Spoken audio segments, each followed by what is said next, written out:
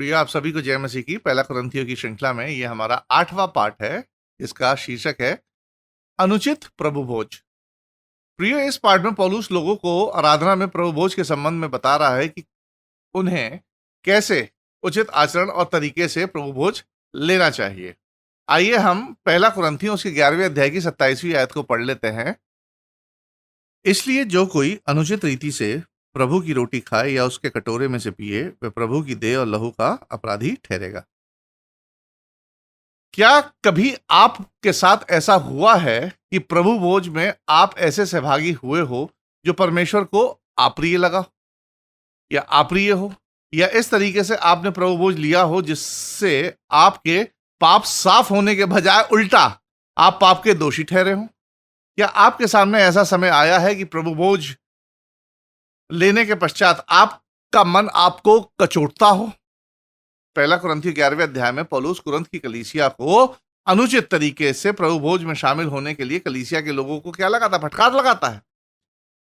जैसा हम जानते हैं पौलुस को कुरिन्थ की कलीसिया में चल रहे आचरण के बारे में खबर मिली थी, जिसमें प्रिय कई चीजें शामिल थी, जैसे नेतृत्व के लिए प्रतिस्पर्धा, कॉम्पिटिशन फॉर द लीडरशिप, यौन अनैतिकता, सेक्सुअल इमोरलिटी, महिला और पुरुष के बीच भेदभाव का शिक्षण इत्यादि।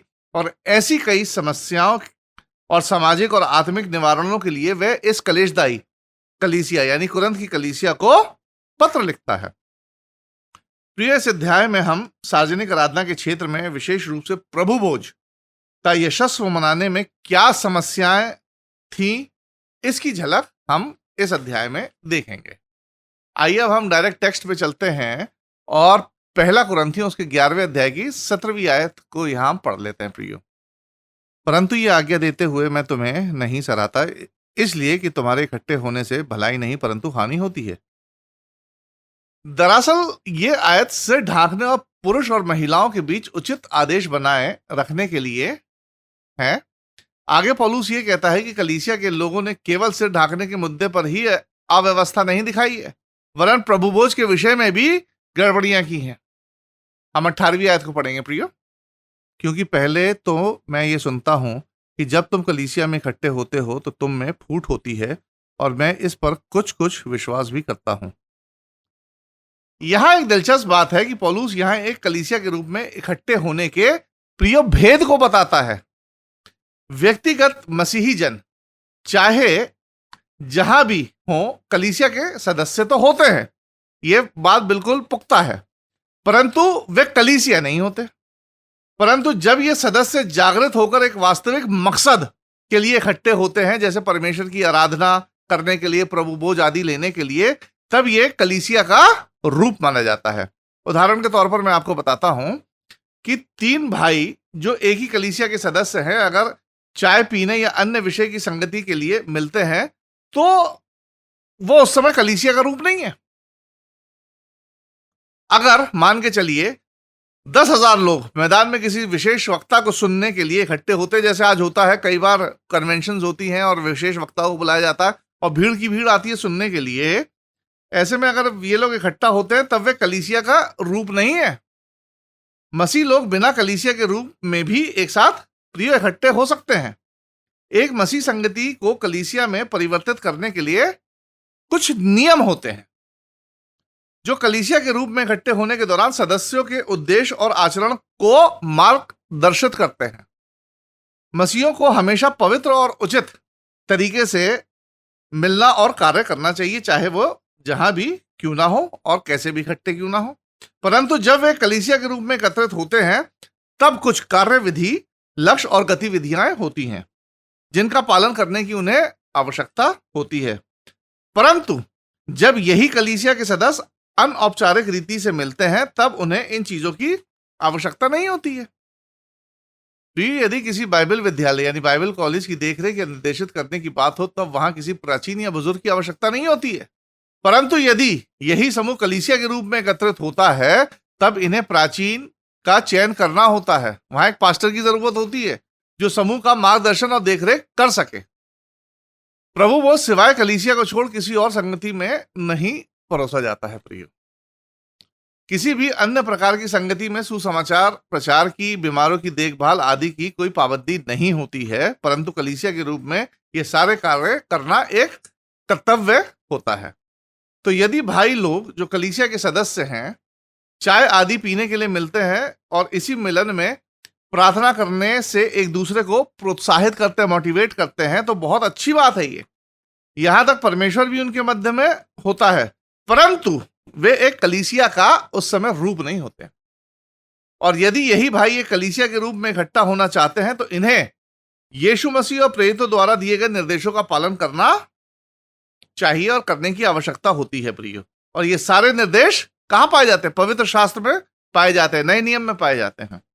पौलुस इस मुद्दे को कुरिन्थ की कलीसिया के लोगों को एक्चुअली बताना चाह रहा है कि जब वे कलीसिया के रूप में इकट्ठे होते हैं तो वे कई प्रथाओं को कलीसिया के भीतर ले आते हैं जो कलीसिया जीवन के संदर्भ से बाहर की रहती हैं, साथ ही अनुचित भी रहती हैं।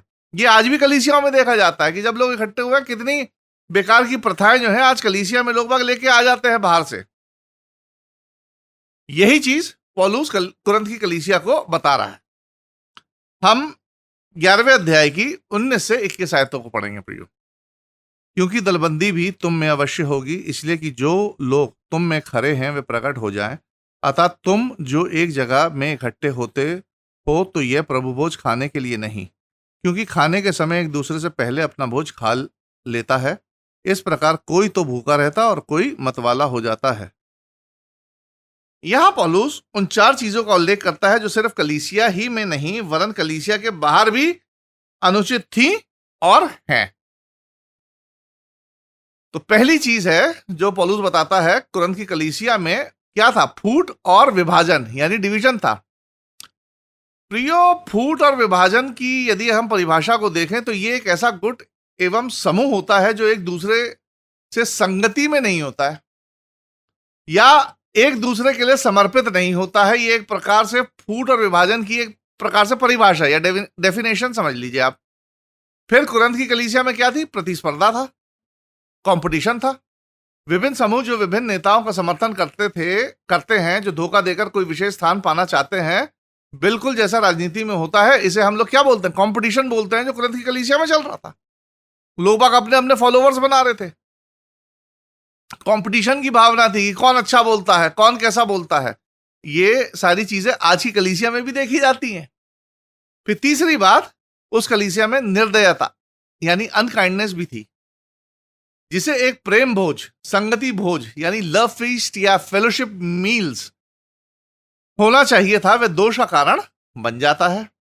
उस समय कलीसिया के ज्यादातर लोग प्रियो शाम को आराधना करने के लिए क्या होते थे? इकट्ठा हुआ करते थे, क्योंकि उस समय कई सदस्य गुलाम हुआ करते थे। उस समय गुलाम की प्रथा जो थी बहुत ज्यादा आम बात थी और सप्ताह के 7 दिन कार्य किया करते थे।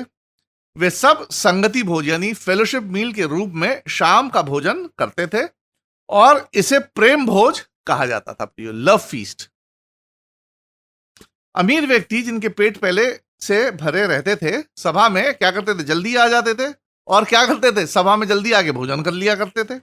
और गरीब जन जो सूर्य ढलने के बाद अपना कार्य निपटा कर सभा में आते थे, वे बेचारे भूखे रह जाते थे, क्योंकि उस समय तक भोजन समाप्त हो जाता था।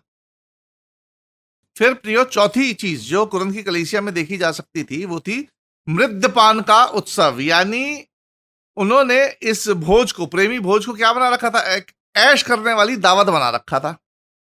एक बार फिर जिसे प्रेमी भोज होना चाहिए था वह मूर्ति पूजक उत्सव में बदलता जा रहा था, जहां लोग मदिरापान करके नशे में पड़े रहते थे। नए नियम के समय अफसर मसीह लोग भोजन को बांटकर, साझा कर खाया करते थे और इसी भोजन के एक भाग को प्रभु भोज की सहभागिता के रूप में भी किया करते थे। यह इसलिए था कि फसह के पर्व के दौरान यीशु ने प्रभु भोज की विधि को स्थापित किया था। आइए हम 22वीं आयत को पढ़ लेते हैं, जहां इस प्रकार लिखा है, क्या खाने पीने के लिए तुम्हारे घर नहीं या परमेश्वर की कलीसिया को तुच्छ जानते हो और जिनके पास नहीं उन्हें लज्जित करते हो? मैं तुमसे क्या कहूं? क्या इस बात में तुम्हारी प्रशंसा करूं? नहीं, मैं प्रशंसा नहीं करता। प्रियो, इस आयत का प्रयोग कई लोगों द्वारा किया जाता है कि हमें कलीसिया की इमारत में खाने की इजाजत नहीं है। मैं पर्सनली ऐसे लोगों का सम्मान करता हूं जो इस प्रकार की विचारधारा रखते हैं, और मैं उन्हें उनके विवेक के खिलाफ जाने के लिए प्रियो दबाव नहीं डालता हूं। ये एक अच्छी बात है कि कलीसिया के अंदर कोई भी ऐसी एक्टिविटी ना हो, कोई भोजन ना करे कि कलीसिया को गंदा ना करे। मैं इस विचार का समर्थन करता हूं। हालांकि उन दिनों में प्रेरितों ने भी ऐसे प्रेम उत्सवों और प्रेम भोजों में भाग लिया था। स्वयं पौलुस ने भी लिया था। प्रेरितों का काम 20वें अध्याय की 7वीं आयत में इसका विवरण है। पौलुस ने त्रोआस में ऐसा किया था। पौलुस की शिक्षा यह थी कि ऐसे समय में लोगों को सच्चे मसीह प्रेम और उचित आचरण के भाव से सहभागी होना चाहिए। पौलुस का कथन इस पवित्र भोज की सहभागिता को, यानी जिसे अगापे बील, लव फीस्ट कहा जाता था, को समाप्त करने का नहीं था। जब वो इतनी बातें कर रहा है तो वो ये नहीं चाहता था कि इस टाइप का जो लव फीस्ट है, अगापे मील है, फेलोशिप मील है, उसको समाप्त कर दिया जाए। नहीं, पद 22 में पौलुस निर्दयी लोगों को एक्चुअली फटकार लगाता है। वह ये नहीं कहता कि लोग इस प्रेम भोज में शामिल नहीं हो सकते हैं, वरन वह उन लोगों को निर्देश देता है जो सहभागिता में लोगों का इंतजार नहीं कर सकते थे, या जो प्रेम भोजन को साझा नहीं कर सकते थे। ऐसे लोगों को पौलुस क्या कहता है? पौलुस घर में खाने की हिदायत देता है। हम 11वें अध्याय की 23 और 26वीं आयत को पढ़ेंगे। क्योंकि यह बात मुझे प्रभु से पहुंची और मैंने तुम्हें भी पहुंचा दी कि प्रभु यीशु मसीह ने जिस रात में पकड़वाया गया रोटी ली और धन्यवाद करके उसे तोड़ी और कहा, यह मेरी देह है जो तुम्हारे लिए है, मेरे स्मरण के लिए यही किया करो। इसी रीति से उसने ब्यारी के पीछे कटोरा भी लिया और कहा, यह कटोरा मेरे लहू में नई वाचा है। जब कभी पियो तो मेरे स्मरण के लिए यही किया करो। क्योंकि जब कभी तुम ये रोटी खाते और इस कटोरे में से पीते हो तो प्रभु की मृत्यु को जब तक वह ना आए प्रचार करते हो। इन आयतों में पौलुस लोगों को मिलने और प्रभु भोज के उद्देश्य को बताता है। और वह उद्देश्य क्या है प्रियो? कलीसिया जब मिलती है और प्रभु भोज लेती है, उसका मुख्य उद्देश्य क्या है? उसका मुख्य उद्देश्य है यीशु मसीह। यहां कोई खाने पीने या सम्मान प्राप्त करने का उद्देश्य नहीं था। कलीसिया को एकत्रित होने का और प्रभु भोज का उद्देश्य यीशु मसीह को आदर देना होता है। प्रभु भोज को संपूर्ण कलीसिया की एकता, प्रेम और पोषण के प्रतिबिंब करने के लिए माना जाता है। और कुरंथ की कलीसिया इसका बिल्कुल क्या कर रही थी? विपरीत कर रही थी, उल्टा कर रही थी।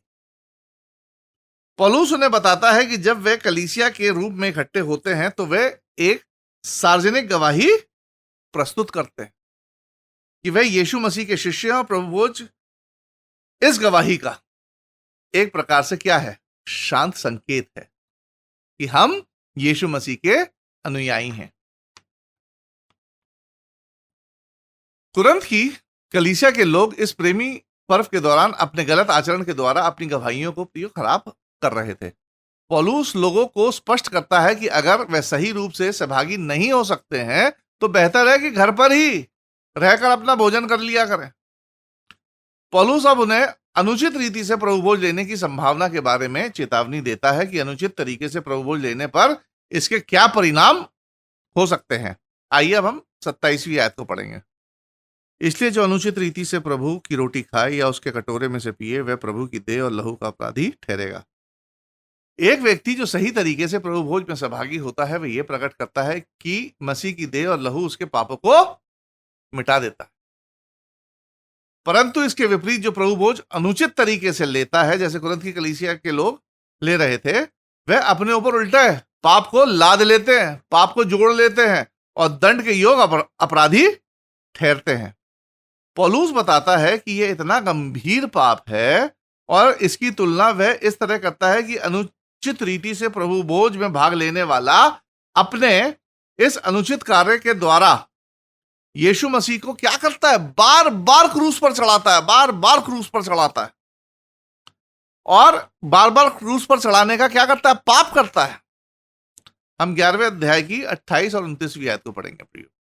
इसलिए मनुष्य अपने आप को जांच ले और इसी रीति से इस रोटी में से खाए और इस कटोरे में से पिए, क्योंकि जो खाते पीते समय प्रभु की देह को ना पहचाने वह इस खाने और पीने से अपने ऊपर दंड लाता है।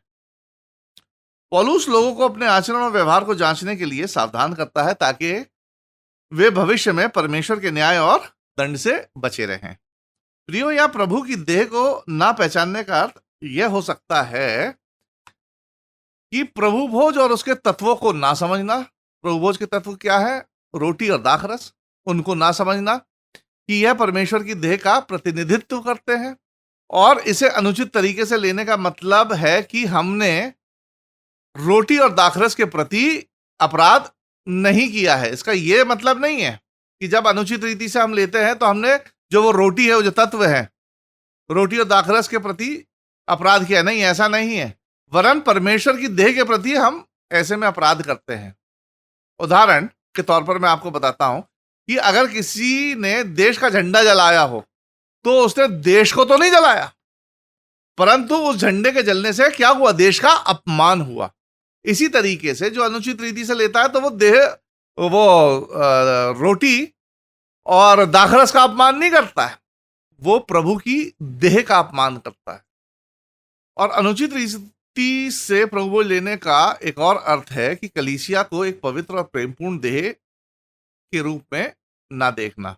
और जो लोग अनुचित रीति से प्रभु भोज में भाग लेते हैं, वह इस देह के सिर जो प्रभु यीशु मसीह है, उसके खिलाफ क्या करते हैं प्रियो? अपराध करते हैं।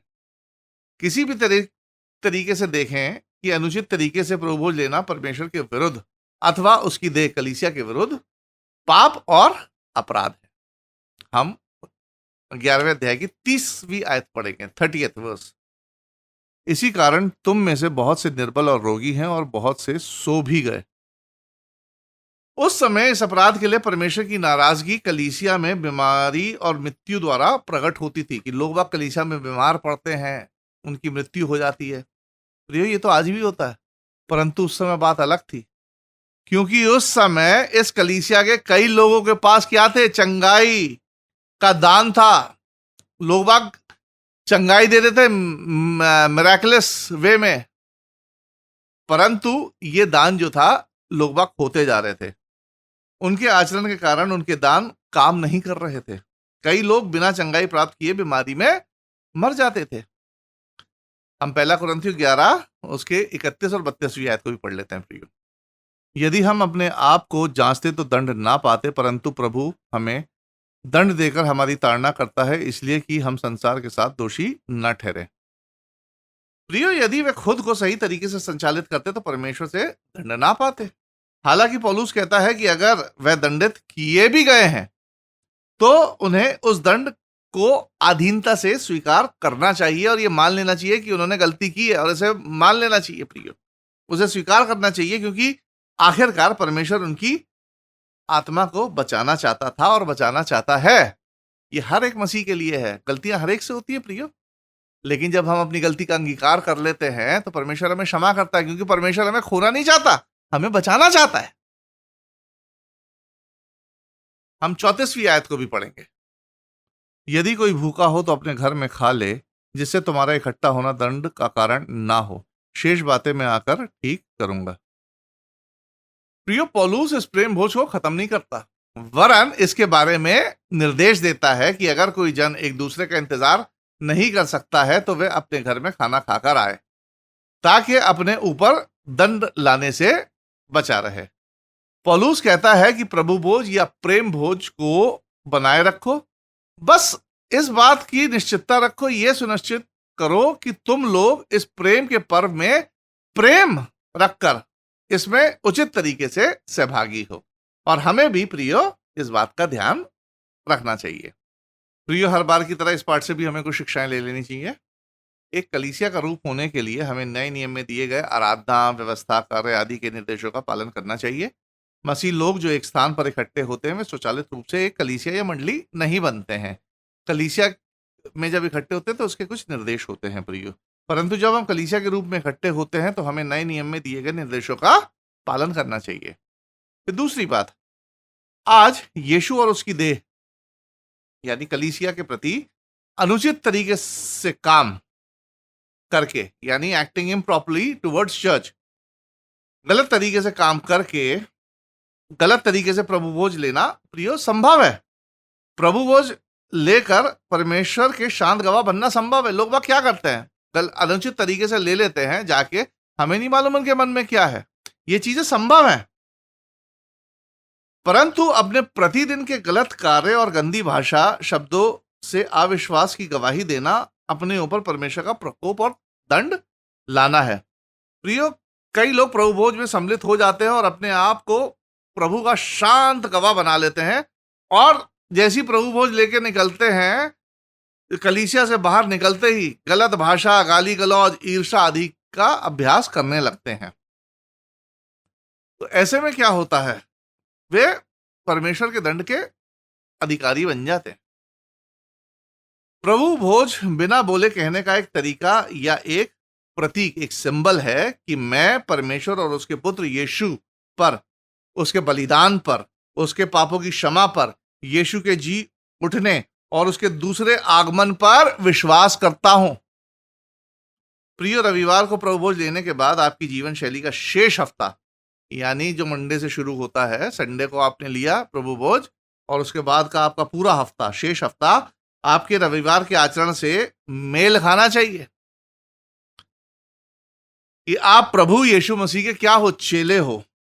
सोमवार को यदि कोई आपके आचरण को देखे तो उसे क्या लगेगा कि आप रविवार को प्रभु भोज की मेज में शामिल तो थे, परंतु सोमवार से आपका आचरण बिल्कुल बदल जाता है। ये गलत गवाही प्रस्तुत करता है एक मसीहजन की। फिर तीसरी शिक्षा जो हमें लेनी चाहिए, कुरंथ के लोगों ने यीशु की देह को गलत रूप से लिया। कुरंथ के लोगों को न्याय के कटघरे में इसलिए खड़ा किया गया क्योंकि उन्होंने कलीसिया की सभा में अपने सदस्य भाइयों के साथ क्या किया था प्रियो, गलत बर्ताव किया था। हमारे सामने प्रियो आज सवाल है कि हम कलीसिया की मदद करने से कैसे इनकार करके, कलीसिया की सेवा ना करके, कलीसिया और उसके सदस्यों और अगुवों के बारे में बुरा बोल के, कलीसिया की जिम्मेदारियों को नजरअंदाज करके, अपना मसीह जीवन अनुचित तरीके से व्यतीत करके, बुरी आदतों का, बुरी भाषा का अभ्यास करके, आराधना को हल्का जानकर फिर प्रभु भोज में सम्मिलित कैसे हो सकते हैं? यह बड़ी सोचने वाली बात है। यह हम सब पे प्रश्न चिन्ह है प्रियो। क्या यह सही है या गलत है? आप अपने मन में सोचिए। क्या आपका विवेक गलत तरीके के साथ प्रभु भोज लेने पर आपको काटता है या नहीं काटता? यह हमारे लिए प्रियो प्रश्न चिन्ह है और सोचने वाली बात है। आज यदि हम यीशु के देह और लहू के प्रति वफादार हैं तो निश्चित हमारा आत्मिक जीवन प्रियो दिन ब दिन बेहतर होता जाएगा। फिर चौथी बात या चौथी शिक्षा, प्रभु भोज सचमुच एक प्रेम भोज और आनंद का पर्व है। याद रखें कि लोग इसे इकट्ठा होकर एक साथ खाया करते थे और खाया करते हैं, ये गवाही देने के लिए कि वे प्रभु में क्या है, एक देह हैं और वे प्रभु यीशु मसीह में बढ़ रहे हैं। आइए आगे से हम भी अपना संगति भोज, प्रेम भोज, ये प्रभु भोज बड़े आनंद के साथ करें, परंतु याद रखें कि ऐसे भोजों में प्रेम, विकास और योगदान की भावना प्रियो प्रथम होनी चाहिए, ना कि सिर्फ खाना खाने की या सिर्फ प्रभु भोज लेने की भावना कि हम सिर्फ एक कस्टम के तौर पर प्रभु भोज लेने आए हैं कलीसिया में, बाकी हमें और किसी चीज से कोई मतलब नहीं है। तो प्रियो, हमारा ये पाठ यहीं समाप्त होता है। अगले पाठ के साथ आपके सामने फिर हाजिर होऊंगा। तब तक मुझे राजीव लैम्बर्ट की तरफ से आप सभी लोगों को जय मसीह की।